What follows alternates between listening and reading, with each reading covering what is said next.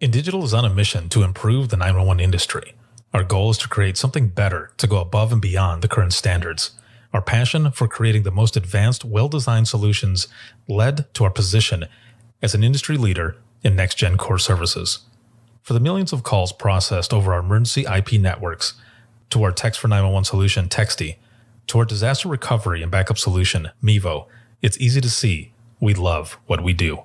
For more information, check us out at www.indigital.net. Rapid Deploy believes that every public safety agency, regardless of size, should have access to the data they need when it matters most. That's why since 2016, our mission has been to reduce emergency response times and improve public safety. We are the industry's only integrated emergency response platform. Our web-based cloud platform includes analytics, mapping, dispatch, and mobile apps, purpose-built for 911 in the 21st century. Visit www.rapiddeploy.com to learn how we enable effective, efficient, data-driven emergency response. If Within the Trenches has ever taught you something, open your eyes to what it is like to be a 911 dispatcher, or has inspired you to become one, then help support us and join our Patreon. Get exclusive bonus content, one-of-a-kind swag, discounts on merchandise, ad-free early access to new episodes, and much more. To join, please visit patreon.com/WTT podcast. And if you're an industry partner, we have something for you as well. And now, for the show. Oh, yeah. Welcome. This is the Dispatchers Roundtable, and it is round 9. We are about to get started here. I see people joining in, and let me throw some branding up in this piece. There we go. We've got that one, and bam. All right.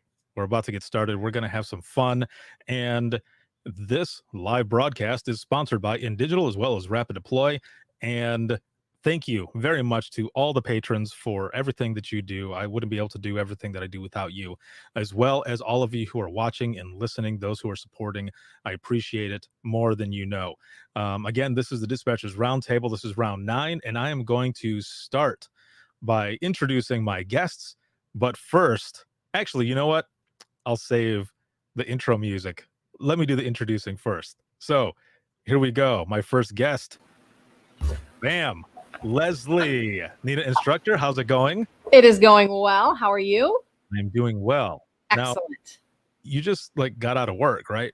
I did. I skidded into this podcast, but it was worth it. You know, the pursuit on my way home as they were chasing me, it's fine. I'm not worried. Oh, perfect. Yeah. That's what happened to her? I think she's live right now. I think, yeah. It is all good. Well, thank you so much for joining. This is going to be a lot of fun. Yes. Next up, we have the infamous, maybe? Doug. Yeah, very infamous. Doug Showalter. Hey, whoa. Hold on. It's me. Yeah. What is going on? Doug Showalter with Oh, man. Great to have you, dude. Thank you. It's great to be here. Excellent. And last but certainly not least, our good friend, Joe McCarville of 911 Gold Line Training.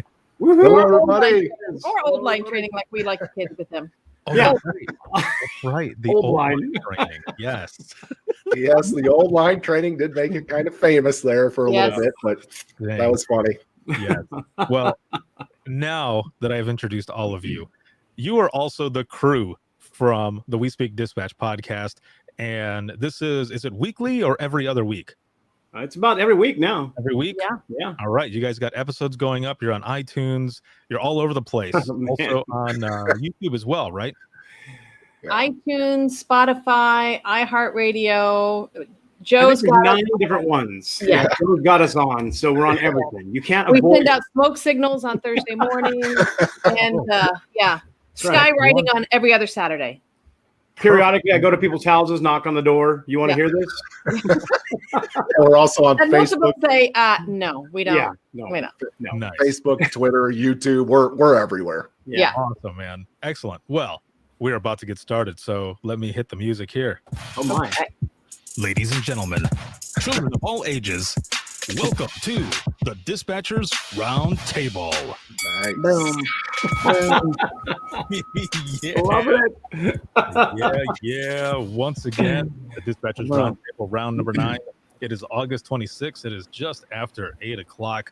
We've got several people joining in here. Let's do a roll call. Those who are coming in, where are you watching or listening from? And we've got one out of Wisconsin here already. Hello, Wow. hello, Rebecca. How's Wow. it going? Hello, Wisconsin. Yeah. Hello, Wisconsin. Goodness Thanks to gracious. you.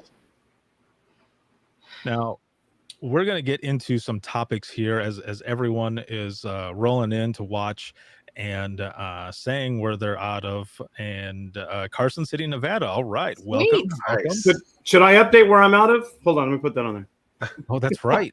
Because you're not on the west side anymore. Well, I'm not. I've left the West Coast. I'm in Middle Tennessee, over here in beautiful Murfreesboro, just outside of Nashville. How dare you? I know. And I moved Leslie, there where are you second from? command. Right there.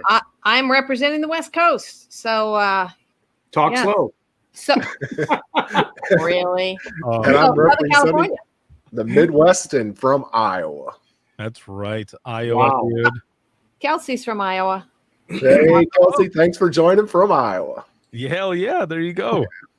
Excellent. We got Miami, Florida. All right. Wow. Natalie, Nice. how's it going? Natalie, yes. Oh, man. This is Wow. going to be good. This is going to be excellent. So, Colorado, we got Colorado jumping in there as well. Nice. Hey now. Wow. This past Monday was I Am 911 Day, August 24th. It was the anniversary of the birth of the I Am 911 movement. There were things all over the place. People were sharing different stories and all types of stuff. I had so much shit that I was doing that day that I was trying to keep up with everything. When I was done at the end of the day, I had a crazy headache. Like I was going cross-eyed because I also at the same time launched the registration and everything for the conference. Sure. And so everything was going back and forth, back and forth. There were so many notifications. I didn't get a chance to see them. I think I finally caught up today. And, along with the launch of Dare to Be Great 2, Leslie and Doug, you are both speaking. And we're doing you guys are doing 2 different sessions there. You guys are doing the sessions. You guys will be part of the We Speak Dispatch part of it. And then Joe actually is a silver sponsor. So Yes. Hold on here. awesome. Silver sponsor of the conference. Thank you very much, sir. I appreciate that so much. We're not worthy. Thank you.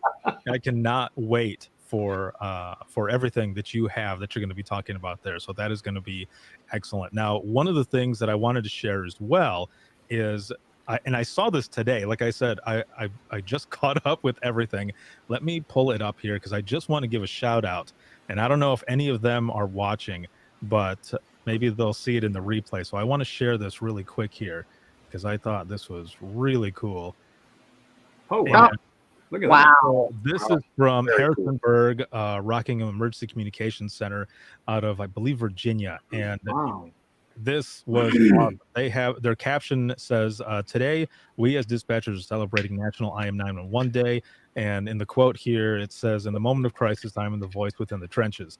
And then it says, we would like to honor all of our fellow communicators throughout the country as we are the first responders. And then it says, Damn. hashtag That's cool. That's I am awesome. 911. Very cool. So I saw that today and I just, Wow. man, I was in awe. So thank all of you for doing that. That is amazing. I'm gonna with your permission, I would love to add that to one of the albums that I have there on the podcast page. So That's beautiful. You can't not. That's fantastic. Yeah, I Um, know. That's awesome. it was really really cool. So I wanted to give them a shout out and show that I thought that was amazing. So That's a lot of work doing that. Jeez. Wow. yeah. So That's let me nice. bring that down from there. And man, there's a bunch of people. South Texas. Oh, South Texas. How you doing in South Texas? Nice, Texas. Yes. Yeah. Thinking about I hope they're safe. Yeah. Yes. yes, please be safe. Yeah. So, Goodness. prayers, good vibes, everything to all of you out there in Texas and Everybody. Louisiana. Yeah. Yeah. Well, and then the one from Wisconsin. I mean, talk about just, Yeah. and I don't know whether or not the things that are on the news happened where that person is, but man, I mean, it's every day. And the beauty about all of this is you know, sometimes we think, oh, I just work in my own little comm center and nothing ever happens. But I mean, the networking and the connections and this whole, you know, I am 911, we're such a family that now, you know, we can see a location and go, oh my gosh, hope you're okay, and reach out and just, you know, good vibes. Like you said, good vibes to everybody out there. And I'm always telling them to reach out and tell other people like, hey, we're with you, man. We're all in this thing together. Yeah. It's like, so I always tell them, don't think you're here. It's our comm center's the only one feeling this way. Not. We're all with you. One of the interesting things about this group is since the things and the events have unfolded in Wisconsin, we've stayed in touch, and we're not even there, and we're checking on each other and making sure we all know what's going on. Just the people on this podcast right now. Yeah. Right. It's nice to show everybody that, hey, you know, it doesn't matter if I was on the West Coast or wherever we are, we're still all together with you, no matter what's going on. So and look at this one comment from Galveston. We're definitely thinking about you guys in Galveston, 10 minutes from there. Yep. Wow. We're thinking about all you guys. Stay safe. Yeah. Jeez. Yeah. A little calm before the storm, a little windy now, but no rain yet. Yeah. Man. Wow. Well, just a big shout out to not only the fact that you're sitting there doing your job, but, and I know, you know, especially Joe has some experience recently with just natural disasters where you're sitting and doing your job and you're helping and you're helping and you're helping. Meanwhile, your house is getting pummeled by, you know, winds or rain. And it's just a testament to that album cover that you showed before, Ricardo, of, you know, we are the first responders. And I think we've said it enough that people are starting to go, yeah, you know what? Hell yeah, we are. And so good on you and everybody to take some pride in the job that you do, because it's without you, public safety doesn't exist. And that's huge.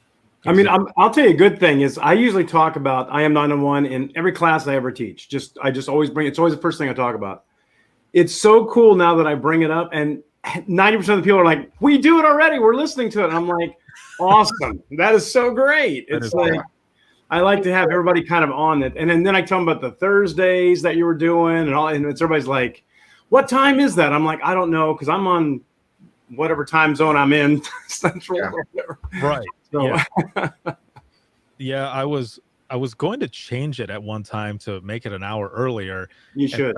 I had put that out there. Well, I put it out there and people were like, no, don't change it, because, you know, the way a lot of people's schedules end up sitting and, you know, whatever they're doing during that time, they're like, no, keep it at that time. I was like, okay. So it was like an overwhelming response. Like, the people have spoken. Yes. I will not touch it at all. Now, there's a question here really quick from Cody from Nocturnal's dispatcher page. Yeah. For Joe, you know, how's the damage out east? Yeah, for those that don't know, Iowa had a derecho, I hope I'm saying it correctly, storm go through. It's I had never heard of it before it went through. It went through on Monday, I believe August 10th, if that's the Monday.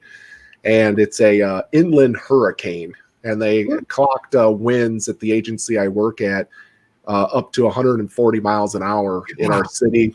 And if the storm was like a Category 3 type hurricane, or maybe even winds of an F3 tornado, that hit the whole city and lasted for over about 45 minutes to 60 minutes from start to finish. And it really leveled our whole city. About 60% of our tree population is gone. We have several dispatchers that had house damage, roof damage, and some of them even came into work during the storm by on a bike. One of them did, because she couldn't get out of her house on her car and to help us. And it was probably the most stressful day ever. Cody, thanks for asking. We're doing great. We've got most of the technical issues solved now. And right now it's just a matter of doing what we can to make sure everybody in the city's been getting food, electricity's getting turned back on.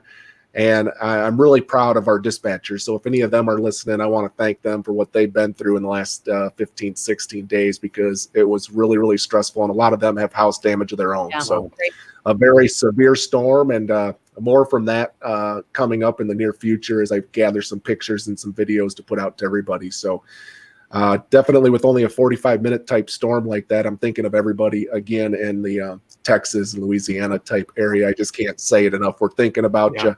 We're here for you, and we're glad you're joining us tonight. So maybe we could put a smile on your face for just a little bit. Yeah, exactly. When you and I had talked several times after all of that happened, and I was in awe just listening to you. Mhm. The whole inland hurricane thing, and I was just Never heard of it. all right. Never heard. Me neither. Never heard of it. Well, and just like Kelsey had said up there, because she's out of Iowa as well. I thought I left hurricanes when I left North Carolina. Well, Yeah. shit. Yeah, and that's That's the one other thing I did say is it went across the whole state. It was 700 miles long, and it went across our whole state. So it was an interesting type phenomenon, a weather phenomenon, I guess. Yeah, we get to see it every morning because on the news, it's Sinclair Broadcasting down here, and they do a whole thing about Iowa, specifically where you live, on the news every morning saying we all need to support them and look what they've been through. So every morning we get to see the devastation up there, all those silos that have been knocked over, and it's just unbelievable. Yeah, it was quite the deal. Yeah.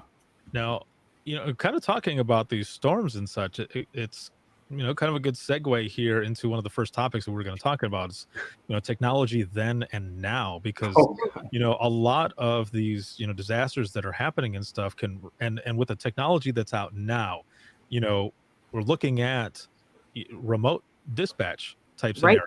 Sure. And the technology is there. And some places they have been doing it already for a while. I mean, the first round of this show, we were talking about the virtualization of 911 and how to, bring it forth. But what I want to do first before we get to that is I want to talk about some of the early technology.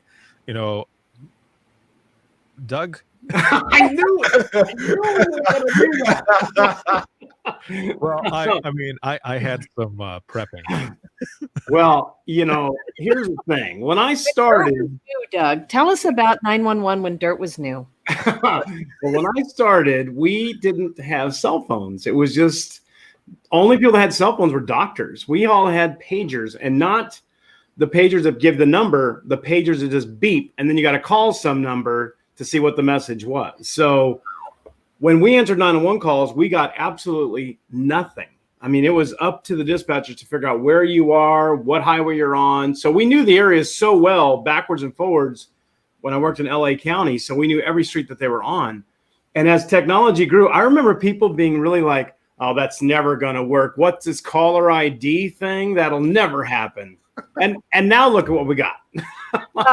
I know. Right. I mean, we got texting before I retired, like almost 2 years ago. And we were thinking, oh, man, we're going to get hit so hard with texting because people love to text. We barely got any. Yeah. It's like, I'm like, what is going on here? I thought we'd be loaded because we all lived in a college town. But I keep telling people in classes, I teach a class about thinking about the future. And I'm like, where's it going in 10 years from now?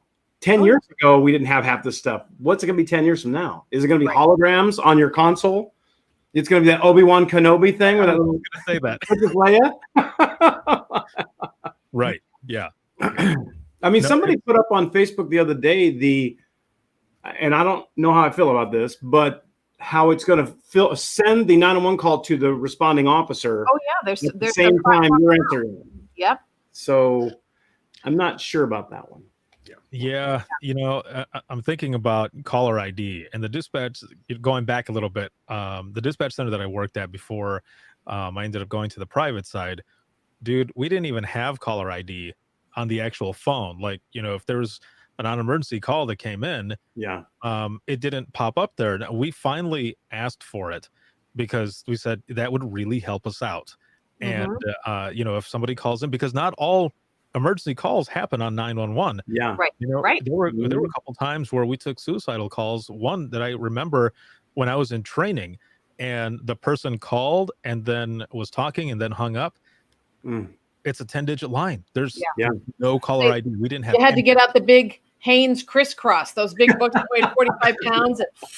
You know what's really funny. And this is really going to date me, so I hate to even say it, but nowadays, if you already know that you are. Nowadays, you take a call and you can listen to it immediately. Playback. You can play back the call and listen to it. When I first started, we had to go to reel to reel. Oh yes. And turn the wheel, spin the what to listen to a call. So it was like there was no fast, like, hey, let's go listen to that again. No, it's like, oh God, hold on. Take the tape off, put a different tape on, and do it that way. You had to change them every 24 hours. You had to go in, and so there was that little bit of time when there was no recordings, and everybody was like, okay, here we go.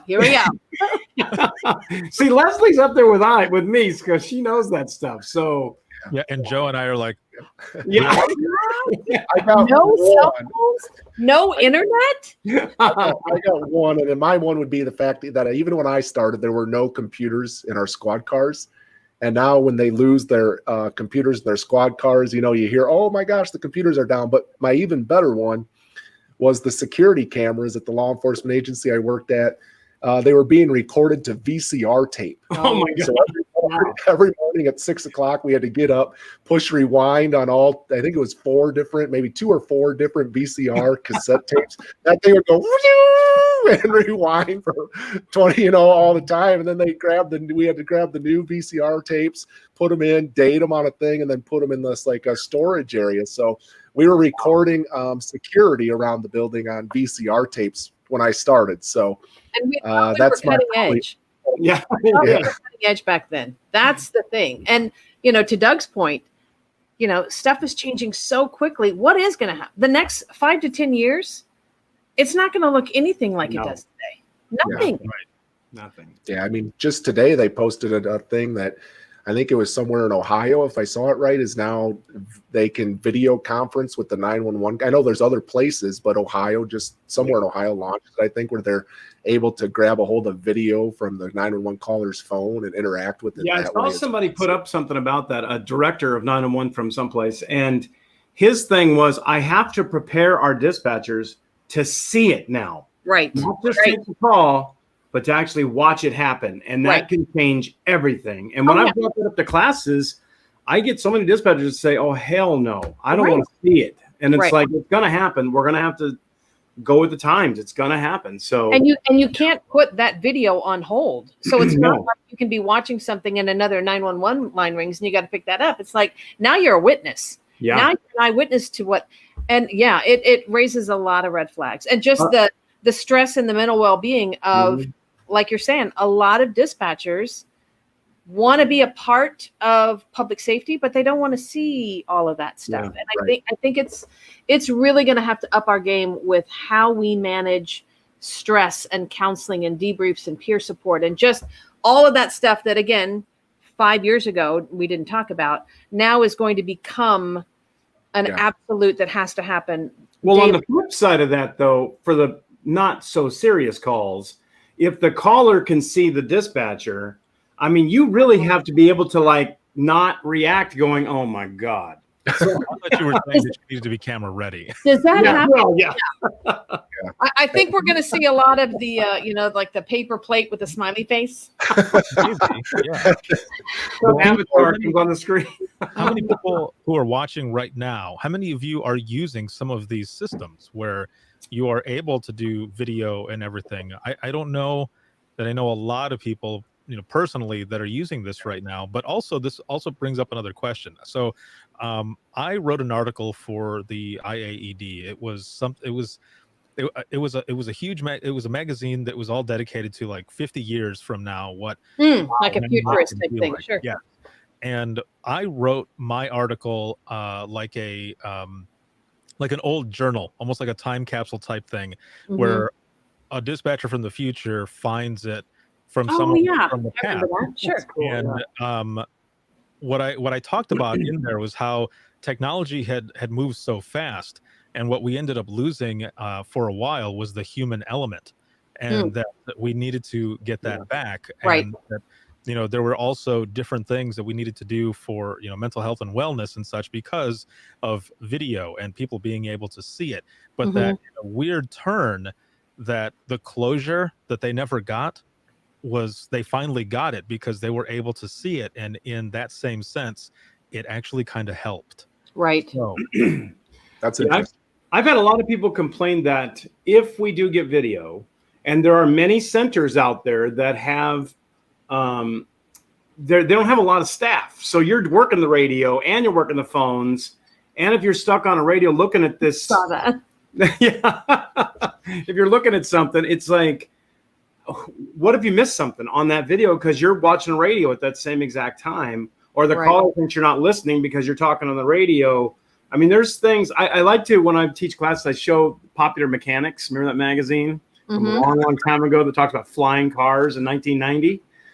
And I'm like, so what are we predicting for the next thing coming up for our business? It's going to change, and we better be ready to do it. And I just remember that was Mike Snowden, the guy that talked about preparing his dispatchers.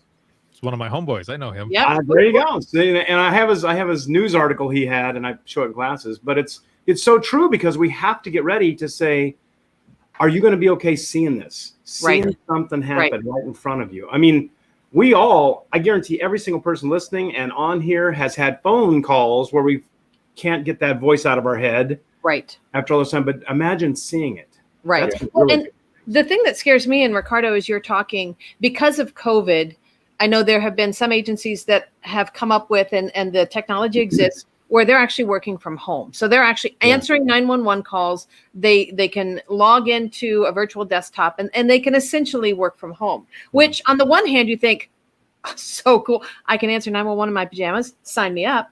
But then on the flip side, we're talking about all of these very traumatic experiences. Yeah. And when I'm in a center and my partner hears me taking that call, they're going to check in on me. They're going to make sure that I'm okay. I have somebody that I can immediately talk to. And when I'm at home and I'm handling that, and now I just got to sit and process it. Yeah. And then I got to answer the next call. I don't know.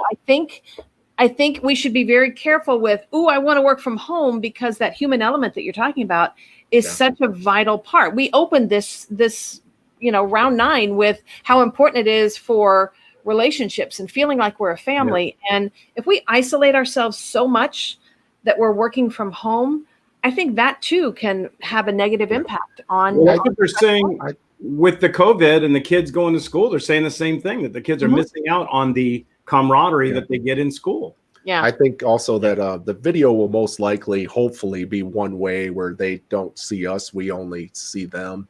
Yeah. I think that's the way it's being built, but I could be wrong. And then the second thing, the number one thing when it comes to video in my mind, obviously, is the personnel, period. The people dealing with it, by far, in a way, the most important thing. Yeah. But there's more that comes into it, because right now, like when the county attorney at your agency or whoever wants a copy of that 911 call and you have to produce it, you just give them the audio file. If it came in on video, are you then going to have to give them the audio file plus the video? And then if somebody texts you the text, and can you reproduce that? Sure. Can you store it? And those things all have to be considered as well. So the personnel, though, by far and away the most important. But there's a lot more that comes into play with video. Oh, yeah. Well, not only that. Court. You would have to go to court. Now it's just you're the caller. Like, I had to go to court a couple times for domestic calls that I took. And they're like, you're the witness, so you got to come in. Well, I listened, but now you're really seeing everything. Yeah. And, and not only that, pay attention to. Well, when they play a tape in court, they slow it down. They play and you hear all the other things you missed as a dispatcher because other things are happening. I guarantee that's going to happen with video, because you're going to say, well, why didn't you see that happen? Why didn't you see that going on your screen? Well, I'm busy. That's why. Right. And I think the video setup is hopefully going to be, and this, just for anybody who's listening and is scared about what's about to happen in the video world. Explicit thing today. Nice. Is get involved, whatever that is at your agency, whether it's at your agency or regionally or at a state level or nationally with different associations. Get involved in that discussion so we can have a voice at the table. Because very often, and maybe I'm just speaking out of turn, this is my agency, but very often there are decisions that are made and it's just like, just put it in dispatch. Just put it in dispatch. And it's like, really? I would have been nice if somebody had asked me. So if you are that person who's like, okay, I need to learn more about this. How can I get involved? Reach out to us, reach out to Ricardo, reach out to your associations, Nina and APCO and all of those other places, and find out, hey, what's happening? Educate yourself, because and I'm watching some of the videos or the chat on the side. It's going to happen, but we don't have to just be, okay, I guess we're going to do this. You can get involved right now, and I think it's vitally important that we do that. Yeah, I hope we're not scaring anybody with this coming up, because I guarantee when We're talking. yeah, I guarantee that when we started getting more technology, when I started, a lot of us were saying, "Oh my God, we're gonna miss." And it's like, okay, when we got computers in the cars, the same thing. It's something we just have to work through, and we'll deal with it. It's like, when we got texting, I don't know anybody else has this problem, but when we got texting, when I left, we still had this problem. There is no translation on text. Text comes in, and if it's another language like Russian or something, hola. I mean, I don't know what I'm Yeah, Google Translate. Yeah, Hey, Google. Flip a tab. Yeah. So it's, and that was thrown at us. And I said, how come nobody thought about this before you gave it to us? Oh, it'll be fine. Oh, Yeah. Okay, good luck. The other thing I'd stress is that we focused a lot on the things of questions that are unknown and maybe the negative. But if you look at a lot of the technology changes so far in 911, they've improved 911 dramatically. And hopefully that trend would continue. Yes. And I think dispatch as a profession, whether you call yourself an emergency communication specialist or whatever your title is, we are resilient by nature. Fluid and flexible. So even when stuff comes down at you from, other people who have made decisions, we're like, okay, let's go. And, I've not heard of any dispatcher going, oh, hell no, I'm out. No way. We're like, okay, let's go. And I think most of the dispatchers who are working now, and I will throw myself under the bus, they're young and excited.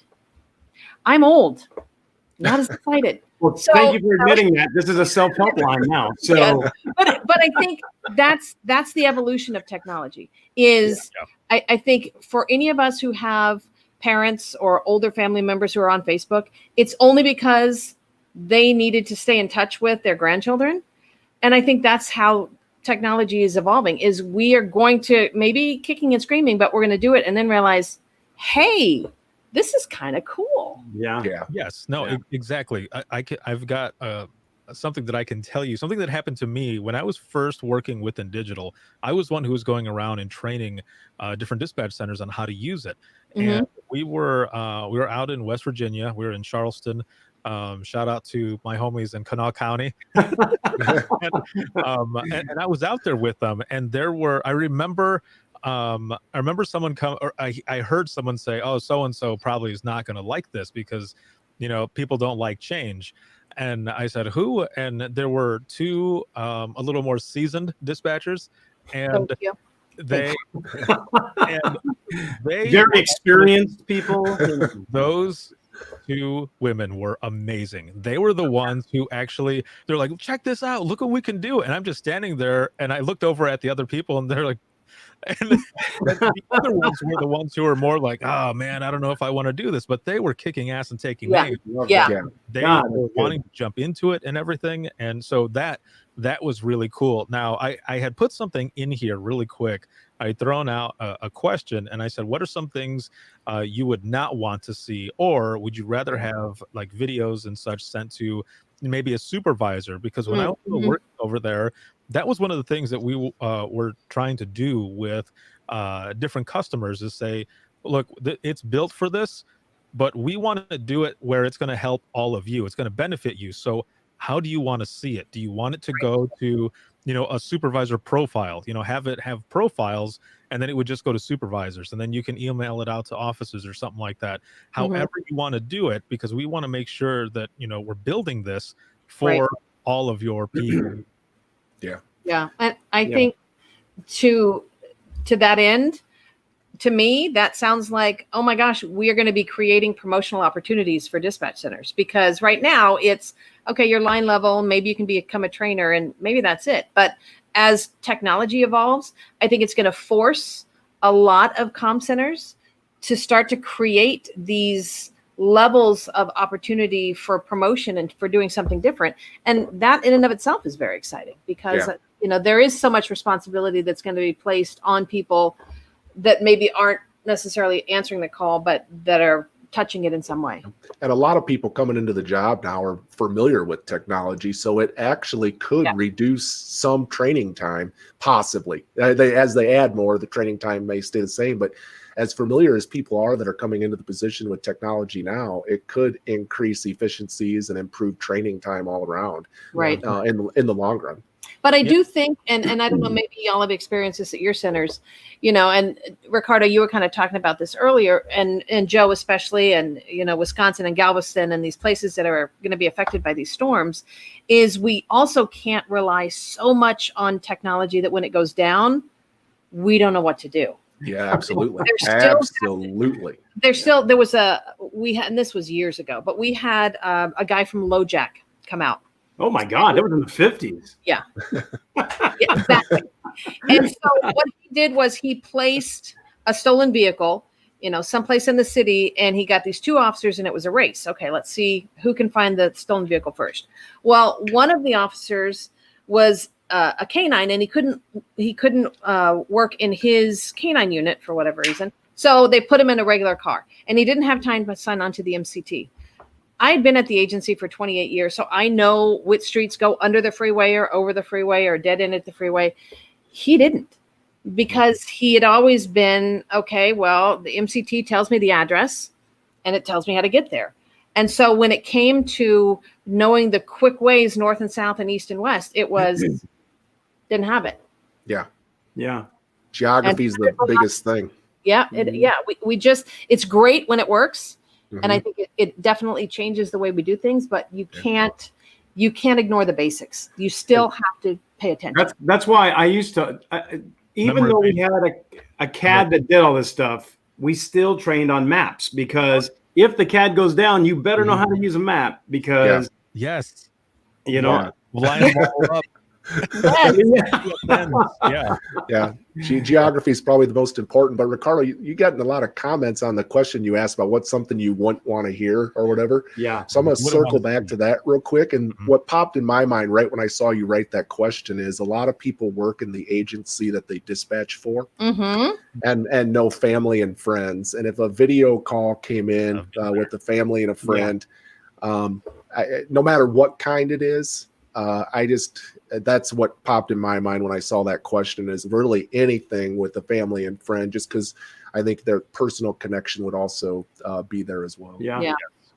Well, I mean, because Ricardo had that with his grandmother, and that, right. I mean, I've never had a call with a family member involved. Thank God. I can't imagine the extra thing and adds on there to have that. Yeah. So a video would really make it a lot worse. Yeah, I think it would be difficult, and so people are here agreeing as well. Yeah, use a map. Yeah, I see that. We still need to learn to read a map. That was one of the first things that they taught us. And actually, the CAD system that I used back in the day was like this DOS type. I think it was called the AS400 or something. Nice. Yeah. Oh shit, you know it? Oh yeah, learned on it too. You had to memorize everything, the town code, the city code, the ORIs, which I think I still remember some of those as well, but you couldn't get anywhere unless you put all of that in first, and then you could get it in, unless you did, like a quick call. But man, the officers would get pissed off because they'd say, where are we going? And I was like, damn it. I don't know yet. Yeah. Right. Yeah. Well, and I'm going to kind of throw Doug under the bus, because I stole this idea from him, and I think it's phenomenal. Is, Doug would have oral interviews where people are coming in to, they want to become a call taker, dispatcher, whatever. And so as they're answering questions, they would give them a Thomas guide or a map book and say, okay, do you know how to use this? Yes or no, whatever. Okay, well, here's a brief description on how to do it. Okay, what I'd like you to do is find where you are right now, which meant that they had to know the address and they had to know how to use the map book. But while they're doing this, they're still asking them questions. Yeah. So there's that, that context switching, the multitasking. And, Doug would say, well, there were some people would be just like, oh, forget it. But then others would work through it. And I thought, man, what a great way. The best part was I would take a highlighter and I'd highlight our office on the map. So if they just got to the page and look for a highlighted, they could see our little police station. Yeah. So I'd have people on the page sitting there going, I know it's here somewhere. I'm not sure. It's here somewhere. And I'm like, dear God. we did something similar when I was in training at Allegan. my trainer she printed out the little map that we had in front of us and in front of each console. And she gave me a call, and then she marked where 3 different officers were. And she wanted me to show her which one was the closest. And I remember when I looked at it, I was like, oh, this is easy.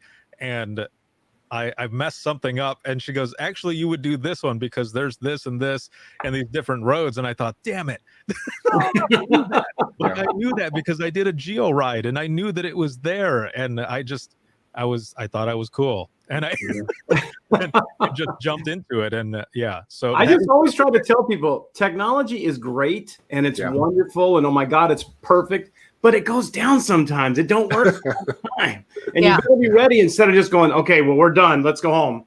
It's like, no, when the CAD goes down, you better start figuring out how to do something. So, ours, that AS400 would go down every single night at 1 a.m. from 1 to 4. Yeah. And every time we would tell the officers out on the road, CAD's down from 1 to 4, we're going to be doing entries this way. And they would always say, okay, are you clear to run 6? Yeah. What's my number? I'm like, well, it's down. Oh, okay. Well, just let me know later. And we would have new people come in, and they would say, well, what do you do now? Like, what do you mean? What do I do? Like, well, how do you type everything? And I'm like, you don't. You use this. Like, you all the scrap paper, manual MCP. Yes. Right. Yeah, absolutely. Well, and I told the story on our We Speak Dispatch, but I was at work when OJ was going on, and we had DOS CAD, the old green CAD with the gray letters that go across. It was great. And because the 50 dispatchers in the room would all hit refresh at the same time, that damn thing failed right in the middle of that OJ situation. Oh, a little behind the scenes. Like everybody was like, "Oh my God!" But it was like, "Okay, just get off the CAD for a minute. It'll warm itself back up and come back." And you could hear it kind of hum and come back. So it's all the stories we've shared so far is that when a CAD comes back at sometimes. But I wasn't working there at the time. But the agency I work at, they went through a flood about 12 years ago, and they were displaced and on CAD cards, but not on an actual system, for over a week.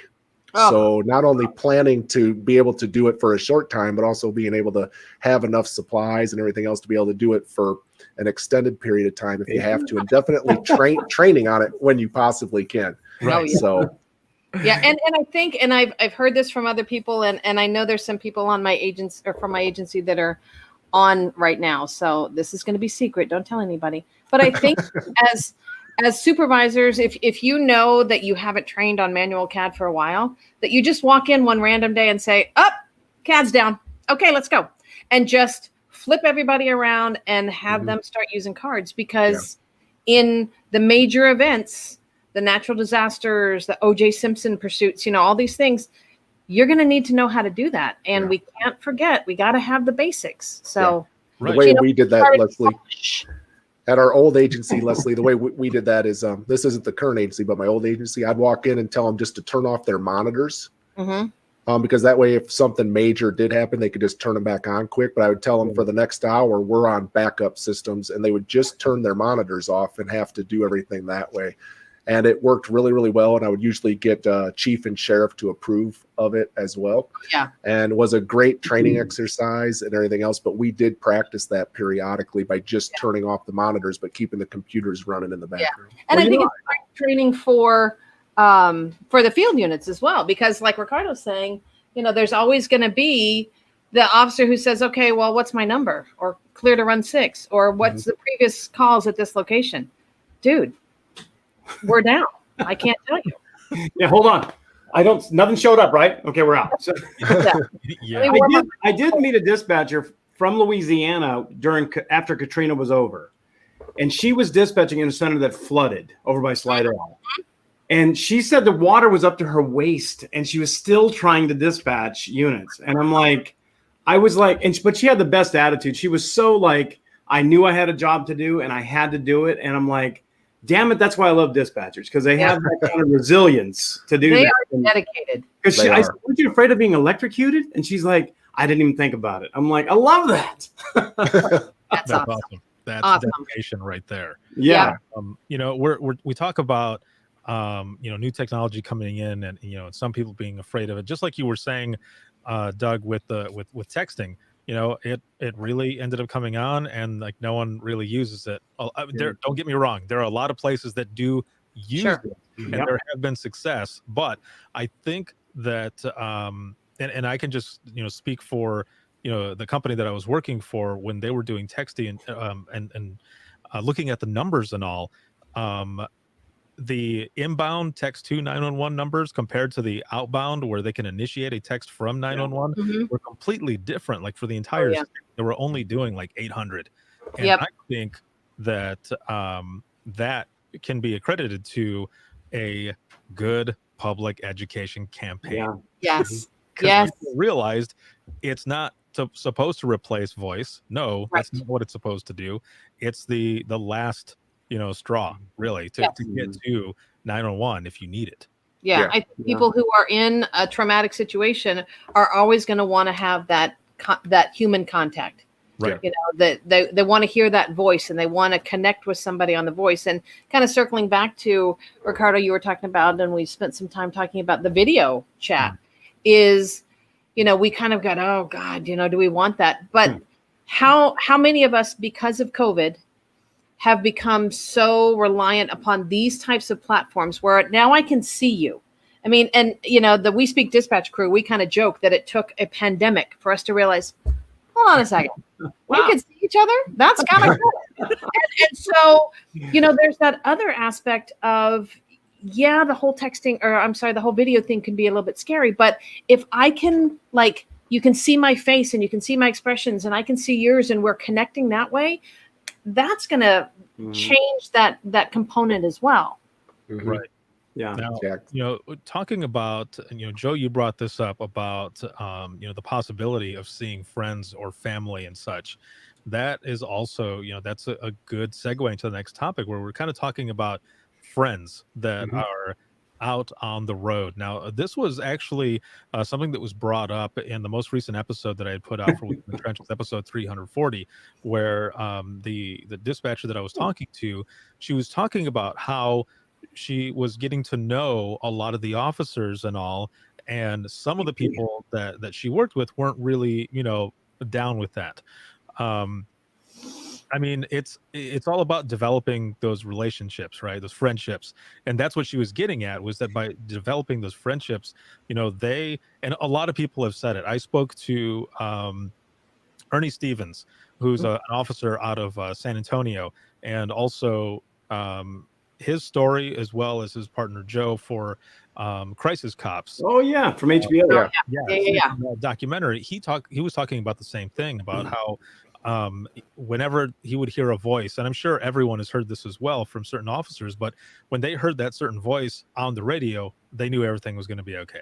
They knew it was going to be good. So just kind of talking about, having friends in police, fire, EMS, or, those that are out in the road, developing those relationships. I was good friends with almost everybody on all the shifts. And I think it really helped going back and forth, doing the job for all of everyone involved. Yeah, I think the one thing about it is, when it comes to dispatching, I've always said that if you get to know them and you know their voice in person, when they sound just a little bit stressed, you can instantly know that, hey, they may need another car, or they might be in just a little bit of trouble. And the more you get to know them, I think the more effective you become as a dispatcher. Now, there's also agencies where there's thousands of officers or firefighters, or maybe the firefighters are at stations located throughout the city where they don't get to really know them. And we have 9 different stations that are in our city. And one of the things I've worked on with our fire department is to bridge that gap, because they started working with us really closely about 2 years ago. And one of the things they did is recognized us as an agency that helped support their mission, and invited every dispatcher to an awards banquet for the fire department and gave our department an award overall. And it's really helped improve efficiency with the fire department that we dispatch for. And I think it's really important to develop those relationships so that you can improve along the way. Absolutely. We were talking just at my agency this past week of the number. when we have new officers come in, they usually come in and do a sit along and dispatch. But with COVID and everything, we've been on lockdown. And so it goes back to that. I'm just a voice now to some of these officers, and they're just a voice to me. And it does take away that connection, because, okay, was that just their normal tone of voice, or are they taking rounds because something has happened? And it absolutely makes a difference. And I think, having friends goes beyond just, not that, Doug. I didn't say anything. No, you didn't need to. But I think it also is, going back to the mental health and the peer support, is you can have conversations with people who share what happened, and it's hard sometimes if you go home, you've had a horrible shift, and you're trying to explain to your loved one, hey, this is what happened. And they're going to be there and they're going to say, oh my gosh, that sounds really hard. But if you've got people that you work with, both inside and outside the center, that you can connect with, I think that matters, and it's vital. And I, it's trying to get that program started for a lot of agencies that have said, no officers in here, no dispatchers can't go see the fire stations, all that other stuff. But that's where we started that dispatch exchange thing, because I saw the connection between the field and our dispatchers. And then I was thinking about the connection between our dispatchers and the allied agency dispatchers. And we wanted them to meet each other, and we would send them out and, meet each other. And it kind of eliminated a lot of, man, that agency's so rude. It was like, no, that's just Brenda or whoever acting that way today. They didn't associate one person with that agency. So I like doing that. I mean, I did work in some pretty large offices where we never saw the officers. I just never saw them. They were 100 miles away. I mean, you never could see them. So, but it was nice to see a lot of them. Like the last office I was in was a pretty small office, and we got to know a lot of them. And, for me, I hate to even say this. For me, it's sort of a double-edged sword, because I've known, about 6 that have been killed. And I was good friends with these guys. And it's like, it makes me always a little bit leery when I was meeting an officer and I'm telling them, like, be careful out there. And it's like, because I'm like, I don't want to see that again. And it's just, it's a horrible feeling to feel that. And I shouldn't feel that about everything, but it just sort of makes you think that way sometimes. Yeah.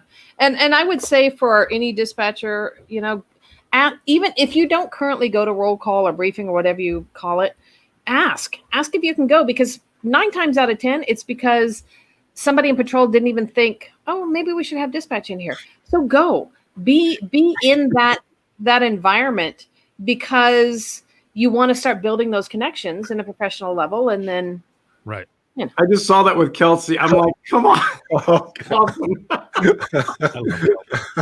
Those are great. Wow. It just shows you need to get to know the people you work with. We're on work release right this way. When I was over in Allegan, there was an officer that I talked to for almost 3 years. And he walked in one day, and I'm sitting there running paperwork, and I didn't realize he was a person I was running the stuff for. He had taken in a person for DUI, and he comes up and he goes, "You Ricardo?" And I said, "Yeah." And I heard his voice. I was like, "No way! I know you." 4-3 or 4-4 or something. I was like, "For real, dude?" After all these years, finally, he's like, "Well, I was coming by. I thought, you know what? I'm going to stop by there." I was like, "That's cool." Yeah, that's I like cool. that kind of stuff. Yeah, that's we cool. talked for a while, and then we would also do dinners, or if there was like during Super Bowl, we would have like wings and stuff, and they would stop in, and we really started doing this a lot. And as you're talking about voices and all, and getting to know them and hearing their voices, one of the things early on in the podcast, I remember someone that was on who said, you get into these, your officers get into some of these scary incidents, and you don't know who it is who's yelling out for help right away. You just hear something. So then you start listening to every single voice that's keying up, and you're narrowing it down, and the voice you don't hear, that's how you know who it is. Wow. Yeah. And training with them also, I think, is huge in a way to get to know them. You invite them into your training to, like, if you have canine officers, inviting them into a dispatcher training and having them say what they do, how they train, what they expect from dispatch that help benefit them. And the more we work with them and build those relationships, I think the more effective we can be as dispatchers. Yeah, I know we brought them into our training days all the time, like our air operations folks and our undercover drug people come in and talk about what they're investigating, whatever. And it was nice to kind of have our dispatchers meet these people and say, like, oh, that's what you do. When you come on the radio, you're usually like something serious.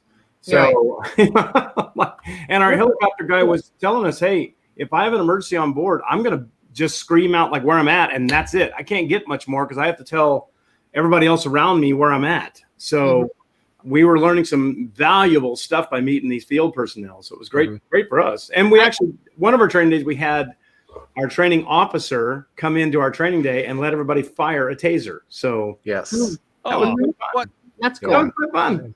For us, Doug, it was a fire extinguisher training. Everybody we did that too. Had to be trained, and so the fire department brought us over and had a little box outside with a little flame going, and every dispatcher got to pull the pin on the fire extinguisher, fire it, and put the fire out, and learn about them fire extinguishers. And I tell you, they absolutely loved that training, and just getting involved and getting to know the people is huge. Yeah, we did a felony stop in our backyard, in our parking lot. Had dispatch in the car, did a felony stop with them to see how long it takes, because it takes a while to clear a car out and search it and all that stuff. So that's a great idea. That's a great idea. Those were easy to do.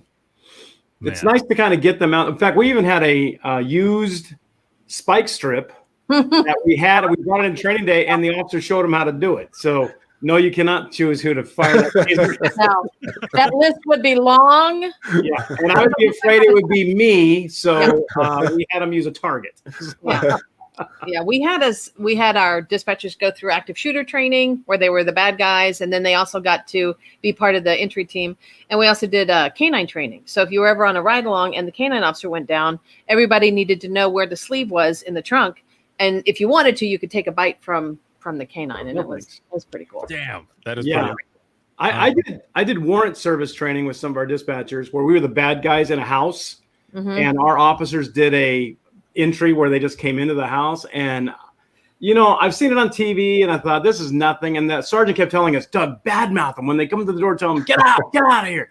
So I started doing that, and the next thing I know, I was on the ground, and I'm like, what happened? There were so many of them. I was like, oh God, they're all everywhere. It was like really overwhelming. So, and don't think they won't mess with you, because they'll definitely mess with you. I participated in an active shoot drill at a school they were using paintball guns and this and that.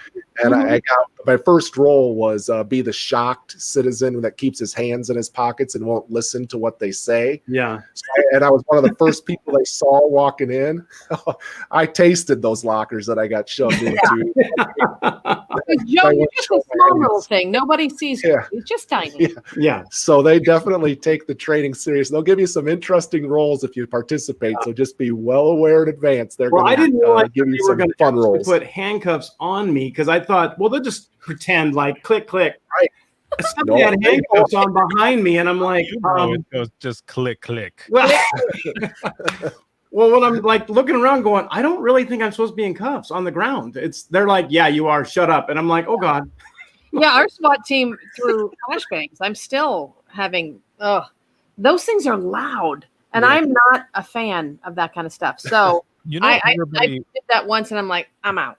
Everyone who's watching right now is probably going to go back to their center and say, okay, you got to check out this episode. We want to do all this stuff too. Like this. Just ask. Cool. Just ask. This is the way we did our felony stop. Somebody asked us. I wish we could see one of these go down. And I went and asked the officers, would you want to show us one? They said, yeah, we would. Bam. Yeah, it's very often because they just have never thought of it. So, hey, I don't know a dispatcher who's a wallflower. So come on. Yeah. Right. Yeah, I did canine training a couple times with the team at Allegan. I was actually doing a project for school. And I asked them if I could go back out with them on one of their training runs. So I was out there taking pictures, and they were showing me all this stuff. And they had their dog going around my car, and I thought, medicinal. Medicinal. Look at my pants. Yeah. My pants. Why did the dog sit? Why did the dog sit? They were like, "Do you have anything in here?" I was like, no." Like, why would I? He's like, "I wouldn't be working here anymore if I was that stupid." That's hilarious. Yeah, but it was fun to do that. They were edibles. That's all. And then, of course, everybody does ride-alongs, and a lot of those, every ride-along that I did was crazy fun. There was so much shit that happened. Yeah. And so I was one of the lucky few out of those that worked at my center that got to go through a bunch of different stuff, actually have things happen. But one of the other things too is having the officers come in to kind of observe on what's going on. Now, I know a lot of centers are doing that now, but there was one time that I remember specifically where there was a bad storm that was going on, and we got slammed. And a few of the officers came in to help us, and they were on phones and they were calling road commission and all this other stuff. And I don't know, it was maybe an hour or two into it, and I remember they were saying they were done, and I don't know how you guys can do this. Like, we're done. We belong on the road. Yeah. Yeah. I feel better. Yeah, we were so short one time that we had one of our lieutenants, pretty new lieutenant. She saw how short we were, and I kept saying, "I got to keep working the floor. We're just too short. I don't have enough people." And she's like, "Would somebody show me how to do it?" And I'm like, "Well, it's," and so she goes, "I'll go to the academy for a week, get trained on how to use CAD, and come back and do it." And she was doing it. I'm like, wow. The lieutenant was in there doing it. Yeah. I was just waiting for somebody to say, "I want to speak to your boss." Yeah. Hold on. She's right here. We would have our officers, because we would have officers come in at the beginning of their training where life's coming at them way too fast anyway. But then we would have them come in at the end of their training. But it wasn't just, okay, you're going to be in here for an hour, just, kick back and do your reports. No. Get on the phone, get on the radio. We'll type for you, but it's all you, dude. Yeah. And so it was really, oh, wow. This is, yeah. When we say we're busy, it's because we're busy. It's not because we're watching Oprah and eating bonbons. I've got 4 calls on hold. Well, it depends on what show, but 4 calls on hold, all this other stuff. Hey, and it helped them. So when we would say, hey, busy on a phone or whatever, they could visualize it. So just like when we can visualize what they're doing in the field, it's equally as important for them to know what we're doing in dispatch. One of the most interesting things, I got the opportunity to teach because an instructor did show up in our local academy for new officers, new recruits. This was a few years ago. And I just did a topic on understanding the 911 center, and I got all sorts of questions and input. They said if I could just go an hour. I didn't have a ton prepared, and it got such decent reviews from the academy class that they now have me teach that class to every officer that comes on, and being involved in the recruit classes as well, and teaching them about the 911 center just a little bit, so they've heard some before they go out on the street. Yeah, that's good. Yeah. Knowing what to hear on the radio, pretty important. Yeah. So for us, our NCIC in Michigan was called lean. So whenever we would have a traffic grant or drunk driving grant or whichever, we were getting slammed, and we would tell them, go to lean, stand by on lean. Or like, we got one, we got to run one. Okay, stand by on lean. And there would be a couple times where they would send me a message and say, "Are you guys really that busy? Or you just I would send back, even though I wasn't supposed to, because it's MCP traffic, and they always say, don't type anything that you don't want to end up in the news. Hello. We're not dicks, okay? We're really doing stuff, and don't do what I do. Don't do that. That's what I'm saying. Wow. Don't do what I did. At that point, I didn't care. So I would send them that on MCT and say, we're not being dicks, okay? We've a lot of shit going on. So stand by on lean. So let's talk about radio etiquette. Yeah, but you still have DIX, right? Just dicks, like it's some kind of technical thing like that. Exactly. Yeah. Well, the best one is when you tell the officer on the radio, stand by, we got multiple, and then they call your phone. And you're like, tell me, I'm over here. Can you run one quick? I'm like, dude, you were just on the radio. Now I got to put you on hold again. Yeah. And be assured, I am going to put you on hold now. Get ready. It happens. So talking about radio etiquette. Oh my. So and the only reason I bring this up is I was having a conversation earlier with a good friend, and we were talking about radio etiquette. And I remember now, for all of you that are watching, I don't know if this is the same way for you, but whenever we would mess up something on the radio, we would say check or check that. And I remember a coworker at one time said check like 5 times. Oh yeah. And it was all part of the one sentence that they were trying to get out. Yeah. You know, make sure you respond to, 108th and 54th. No, check. 50th, check. And they did this over and over and over. And I remember the last one was check. And I'm like, what are you doing? Wow.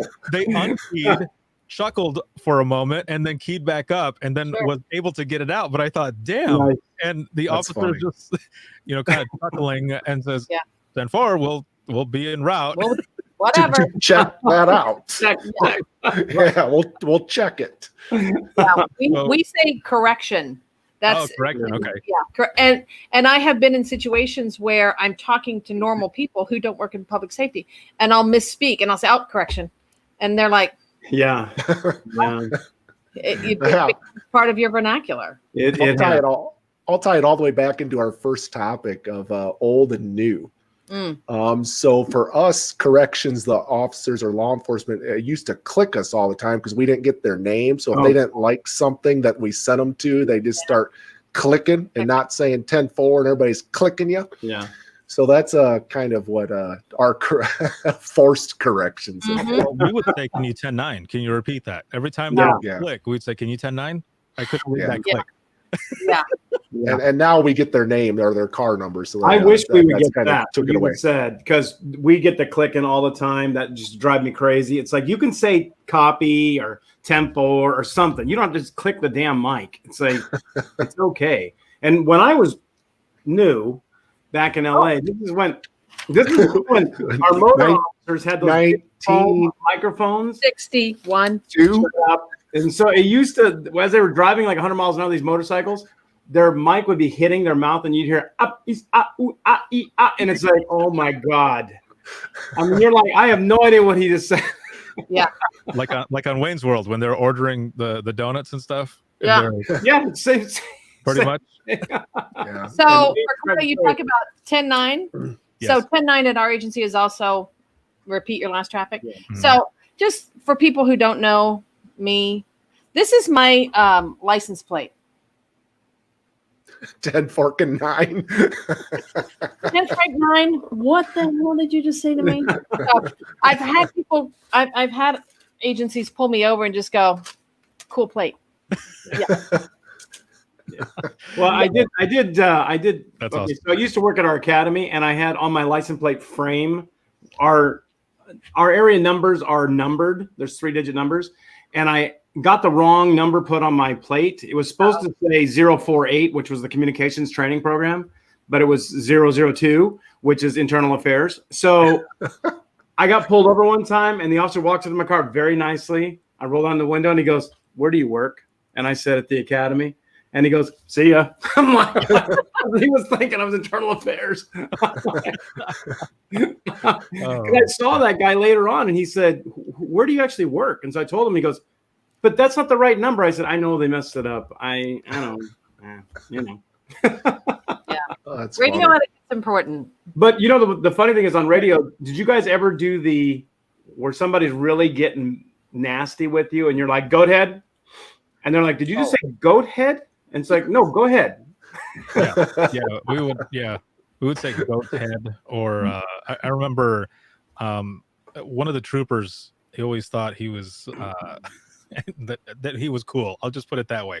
He thought he was cool, and I remember he said something to me on the radio, and it was real shitty what he had said, and I had responded back saying, 10-4, I'll make sure to store that in the back of my head. And and that was it. And I had just said it, and after I said it, I thought, Oh, maybe I should. I was fresh off of training too, and I thought, dang. But so then I get a phone call, and they're like, "Ricardo, it's the sergeant." uh-oh. The sheriff's department, though. The sheriff's department. And I pick up the phone, and I said, "Yeah, man, what's going on?" And I had to wait because he was laughing so hard, and he goes, "That was amazing." I didn't believe that. And he got off the phone, and I was like, "Oh my god!" It's like I thought I was dead. I thought I was hit. Woo! Yeah. Hey, how is Kelsey saying towel instead of 10-4? How does that even sound the same? Towel? Towel? I don't know. Towel? That's pretty cool. And the fact that nobody corrected her. Interesting one. They're like, yeah, Chelsea, it's really supposed to be 10-4. Maybe you're saying towels. Right. You need something to mop up? What do you got going on? That's Yeah, hilarious. and the pronouncing of names also for radio etiquette God. always goes both ways. Like the officers will spell one T and they'll be like, last name ZXQZYSTZY. And if the dispatchers sometimes key up and just say, can you pronounce that last name so I could just make sure I know what I'm entering or anything like that? Or, And then, but they will when they have a really they'll do it bad. terrible last name and they say common spelling. yeah. You're like, yes. Really? Yeah. Yeah. common spelling for who? What? Yeah. Or you get into, because at my agency, when we run plates, we'll give the last name of the registered owner. Yeah. And, as dispatchers, very often we don't read ahead. We just, as it's happening, we're reading it. And you bring up the registration, you're like, yeah, out of Chino. Yeah, I'm not saying that. And that's like the code for. And then there's always those names that are spelled certain way, like FUCHS. Oh yeah. And then how do you key up and say that over the radio? Okay. Oh yeah. And all those other names that you might run into as well. So that's always entertaining. All the ones you do not say, you just go phonetic with them back to them, saying no. Yeah. I sounded that out in my head and not doing it. I wouldn't miss an opportunity to do it. I would go ahead and do it. Yeah. Well, here's a funny radio one was, this is kind of years ago. It's kind of dating me again, but there was a girl in training in LA, working South LA. They put out a broadcast for a guy that just robbed a bank. LAPD gave us a description to us, and so she's putting the description out, but she messed up because she didn't read the log completely. And so she goes, it's a male, whatever. And she goes, apparently his name is Jerry Curls. Because remember, Jerry Curls had that. Yeah. And we were all in the room just standing up like, what did she just say? What? Yeah.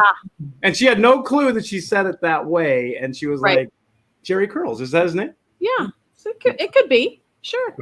Well, try going over the radio and reading a message that you had typed out. So you're typing out a message to send to a different officer, and you key up on the radio to tell them information on their call, but you read like a line. Not only did I do that on the radio, but I did that on a phone call with someone once. And I don't even remember what it was. I know it was a non-emergency call, and it was the same thing. I had typed something out. It was right in the line, and I had it there, and I'm talking to the caller, and then I said part of what I was typing, what I had typed out, and she goes, "I'm sorry, what was that?" And I just went, "I'm really sorry. I'm not sure what I'm saying." Sending a message, and I read that to you for whatever reason as a response. I hope it wasn't that inappropriate message you sent a while ago about being a dick. So that was. Yeah. No, not at all. But you laughed with me though. So yeah. The coworkers that also will mess with you in dispatch, if you work at an agency where call takers enter the call and dispatchers dispatch the call, and then does the dispatcher read it verbatim, every single word that other dispatcher typed in? And are they having fun? And suspect, has flat feet or whatever, some strange thing describing the suspect. Will the dispatcher absolutely read it verbatim, or will they summarize it? Yeah, you're reading, and then you're like unkeying. What the hell? Did you really type that in there? Now, fun in dispatch. Do you laugh on the radio, or do you unkey? Oh, I am. Mess up. It depends on what's going on, but I've done it before. The bad thing is I've been so tired sometimes at work where I'm on the radio and I'm just kind of like dozing for a second, and I hear a unit talk, and I'll key down and say hello. I'm like, go ahead. Like what? Oh God! I think that's because I was one of those who BOL, BOLO, depending on where you're at in the United States, people say it different. I'll be on the lookout. I would be on the radio, and I would be in a hurry, and I would just open it and immediately start giving it out. I would see the location, and I would start giving it out, Elegant Central to East Side units. And then I would start reading it, and then I would mess it up, and I'm like, oh my God, like Like, I wouldn't You say, "Oh my God," on the radio? No. I didn't say it. I was thinking it, but I would mess it up, and then I would still be keyed up, and I would chuckle, and I would say, "Let me try that again," and then I would just start reading it and finish it off. But I thought I would. Oh man, it was bad sometimes. Well, and I've done that too, where it's you just are right in the middle of something, and you're just like give up, and you're just like, hold on, I'll say it again. And I had somebody send me, and I still have the printout. She sent me a MDT message saying, "I love the way you broadcast because you're like talking to us." Because I would be like, just stop, like, oh, that didn't work. Okay, go ahead, whatever. I just can't forget it. Or when the officers come back, when you're giving a description of them, a hunter walking on the side of the road wearing camouflage, and they say, "Well, how did the caller see them?" Yeah, and you're like, oh, gun. Well, you give them a description, that's everything, hair color, age, what they're wearing, they've got glass, all that stuff, and then they'll come back and did they have a parrot tattoo? Yeah. No. Really? All that? And okay, whatever. Yeah. God, I love that with Kelsey. It looks like a guy. Well, yeah, looks like a guy. More. Let's go with it. Yeah. So I have a question to throw out here. Sure. Because there's a guy that I know in Ohio, and his agency does this, and it's like, okay, this is not how we work. When a unit comes on duty in the morning, they'll say, "Good morning," or when they go home at night, "Good evening, sir. Good night, sir. Good night, ma'am." And I'm like, or they'll say thank you and please and all that other stuff, and I'm like, no, we don't. You're rude, man. I am rude. I love that. Yeah, we don't do that. I love that stuff. It makes it personalized. This is where you get to know people.